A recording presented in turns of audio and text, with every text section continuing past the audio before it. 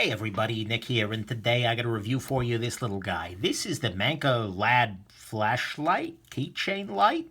I don't even know what to call this thing. It emits light, but it's small. But whatever it is, I'm about to review it. First though, in the interest of full disclosure, this is an item that was provided to me directly from Manker. They saw my review of, I did a little light pen thing. Kind of neat, looked like a lightsaber. And they shot me an email saying, hey, Nick, we got a new thing. Do you want to check it out? I sent them my form letter saying, sure, but thing is, I'm going to give an honest review. The good, the great, the bad, and the ugly. Might call it junk. They still sent it. Good on them. Kind of brave. But anyways, and they didn't want to send me return shipping and whatnot. They said it was mine. So there you go. I'm doing my best to avoid undue influence from this and to kind of really separate my opinion from... Well, you know, it was nice of them to send it along, but still. The other thing that we have to assume is that this is going to be the very best quality controlled little Manker LAD ever, because they're not going to send a defective one to a reviewer. What you get out of the box may be a little bit different, but hopefully they're not playing that game. Let's do a size comparison, little guy, disclaimers aside. Right here, this is a standard US quarter. This is a AA battery, and interestingly, thickness-wise, it's about as thick as the AA at its thickest point here, maybe a little thinner. This right here is a AAA battery. This is a CR123. This is an 18650 battery. This is my very favorite small everyday carry flashlight, the E-Tech D25A. This is a Phoenix UC30, which is a much bigger, also very nice little flashlight. And, what the heck? Parker-Jada. Oh, wait, shouldn't take out of the picture the one I'm showing you. And Spyderco-Delica for tradition's sake. So, there we go. Let's go on ahead and jump into the good, the great, the bad, and the ugly of your little Manker LAD. So on the good side, first off, this guy has 4 different modes. You have your low setting. Right here, which is 23 lumens. You get 5.6 hours or so. Mid setting is 86 lumens at 1.5 hours. High setting is 300 lumens, which is about a half hour. And I gotta say, you know, I don't tend to trust manufacturer lumen numbers because they tend to be kind of lies. But this is very, especially in the high setting, this will very easily get you navigating in a dark room and even outside for a limited amount of time. The high setting is quite high, but you get half an hour on the high setting. So those 4 modes, oh, and I'm sorry, the last mode is this little guy right here, where you get red light instead out of it from these 2 side LEDs. The other modes use this one right here in the center. And that's kind of neat, both because it helps you preserve your night vision and because it's very, very dim, and you get 100 hours worth of time using it on the red mode. That's actually really impressive. And so, yeah, those 4 modes are nice, and they give you very good versatility for something this small. Next thing is that when you run out of juice, you don't have to put in a new battery or anything like that, because right under this flap is a micro USB port. You can just plug in any micro USB cable hooked into any micro USB charger or even your computer, and it'll charge this guy right up, which means you can charge on the go. You're not looking for weird batteries, etc. That's a nice thing. I love the fact that this is USB rechargeable. Well, largely because it's going to keep a bunch of crappy little batteries out of a landfill. So there you go. That's the next good thing is the USB. The ergonomics are actually pretty decent on this guy. It's got enough size to it that it's not like falling out of your hand. And the way that it's angled is nice for actually controlling things. You can also, it's worth saying, pinch it between your 2 fingers like this right here, because it's got this thinner portion back here. Or also, you can put this in your mouth very readily. We had a long power outage recently here up in Michigan after a windstorm, and I found myself on a regular basis just putting this guy in between my lips loosely with it on, and that way I can be using both my hands. It's a weird little thing, but this little ergonomic kind of step down here is nice. It gives you some real options, so that's good. The construction on this guy is metal, by the way. I don't know if you can actually hear that, but it is. It's some kind of an aluminum, and that's really nice. I appreciate that very much. So many of these smaller flashlights, like this guy, this is the Nightcore Tube. This looks cheap, it feels cheap, it looks like I'm going to destroy it, and feels that way too. As opposed to this guy, which really does... I have no problem just letting this rattle around in my pocket with whatever else. I don't think it's going to be destroyed in the process. That's nice. The other thing I'll say is it's got a keychain loop up here, but it's very beefy. I mean, you can see here that it's a reasonably thick chunk of metal. It's between these thick, and, you know, compare that to this little metal, basically, triangle here.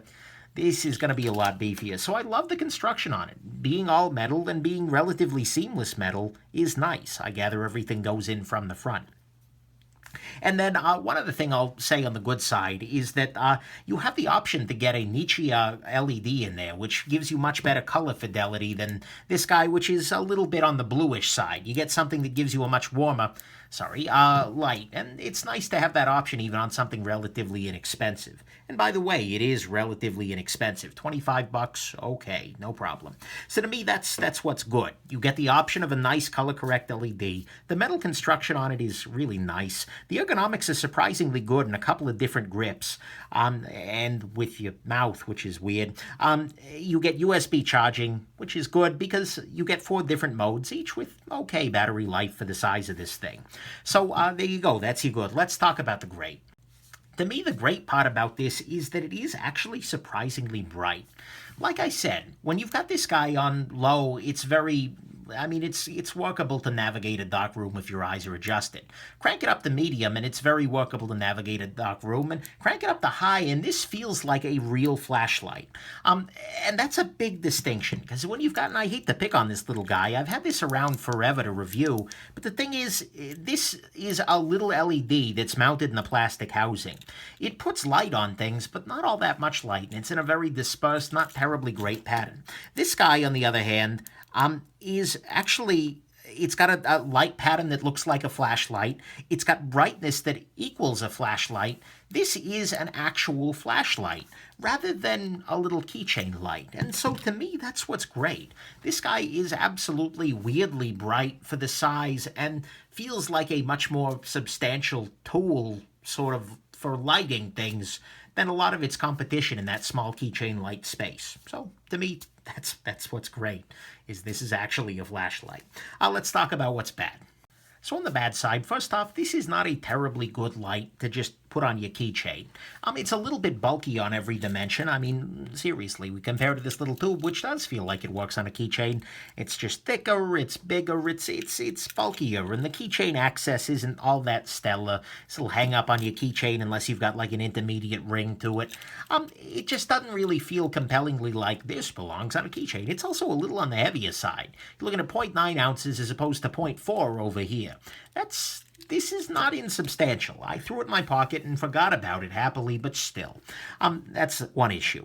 Next issue is that there is no lockout for it. There's no way to turn off the ability to turn the light on, which means if you just do throw it in your pocket and it accidentally clicks on, guess what? You're draining your battery.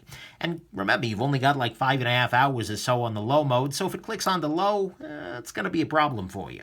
Not going to catch you on fire or anything, but it's still not so stellar. Next thing is that last thing on the bad side is that the runtimes on it just aren't that great. You get a half an hour on high and you get 5.6 hours on low. Remember that high mode is where this really feels like an honest-to-God flashlight. And half an hour will certainly get you to your car in a dark parking lot or something like that, but it's just not going to take you the distance. And so if you know you need a light, you might consider bringing something a little bit better suited to a longer-term job. Not a huge deal, but there you go. So that's the bad to me, is that the runtimes are iffy, okay given the size. It's not having any kind of a lockout mode, which is weird because this is kind of supposed to live in your pocket. And then finally, it is a little bulky and a little heavy for a keychain. Let's talk about what's ugly here. On the ugly side, 2 things. First off, the interface. The interface is just not super well thought out. The way it works is that you click and it goes into low mode. Then you click again and it goes to medium, then high, then it goes to red light. This is issue number 1 because the red light is meant to keep your night vision okay. The problem is, to get to the red light, you've already gone through low, medium, and high of the white light, so your night vision's now already shot to heck. And if I turn it off right now, and you turn it off by holding down the button, which is a little weird anyways, and then I turn it back on, instead of going to red, it goes right on back to low. So there went that night vision again. If you want to stay in red mode, you just have to keep the light turned on. 100 hours, okay, that works, but still, not ideal. And then the other weird thing is that if you click through the modes too quickly, if you end up doing something that's like a double click, you end up in disco mode. Sorry, epileptics, that's a little ugly. The first one is a strobe mode. Then there's beacon mode. Oh, I held it down too quickly. So here it's flashing out SOS. And then this mode, oh, this is beacon now, so it's flashing. And then, whoa, back to strobe. Here we go. The last mode is what they refer to as Dragon Breath. Here, I'll see if I can kind of... So you can see that it's just making this button light up. And for some reason, that's enough for a dedicated mode. I mean, at some level, it's kind of neat and kind of weird, but I don't quite get it. Whatever. But if you go into double-click land, you need to double-click again, but not... There you go. Now we're back into regular land. Either way, this interface fought me a lot more often than it just got me where I needed it to be. There's no such thing as double-click to go to high mode or anything like that, and the double-click is held up with a bunch of crap you don't really need. I mean, Dragon Breath, okay, whatever, but really, guys. So, the interface, it's ugly. The other thing is that the red light, here, I'll go back to red, see how odd that was. The red light is not terribly satisfying. I'm going to kind of move this up to the same level of the camera, and you can see here that at this distance, here, I'll shield it. There, you can already see very clearly two different discs for the red light, or I'll put it on my hand and it becomes even...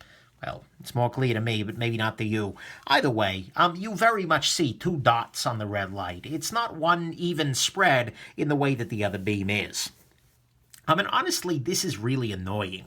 Just using this red light, the thing that you want to illuminate most is right in the middle, and you can get some illumination right in the middle if you go far enough back, but by that point, you're far enough away that it's no longer really brightly illuminating anything. It's just, I really wish that they'd just done two LEDs, one that was non-red and one that was red. Because the way they've got it arranged right now, and the reflectors on those red, or the lack thereof, I suppose, I don't know, that light pattern's just ugly. So to me, those are the two ugly things. The interface is honestly just not very good. And then the red light, because of those two dot thing, it's not that much fun to use. It works, but that's ugly to me. So, yeah, there's your ugly. Let's do a final conclusion here. So, final conclusion, this is, at some level, a very nice way to put a lot of light in a very small space. This is something that's plausible on a keychain. This is something that disappears in your pocket. It's a really nice little tool here. And the most impressive part to me is that it doesn't really feel like a toy. It feels like a flashlight. Because especially on the high mode here, oh, damn it, sorry, I went into disco mode there here. Now I'm on the high mode. This really feels like a flashlight. This is something that's respectable as a nighttime tool. No, shut off. And so that's great. And the fact that it's made of metal and that it recharges from pretty much anything easily, that's nice. I mean, this little guy recharges too, but this feels like a tool. It feels like a light rather than like a novelty, like something you pick up at a gas station. So I like that very much. That said, there is definitely room for improvement in the LAD 2.0. This interface sucks. I'm just going to be real here.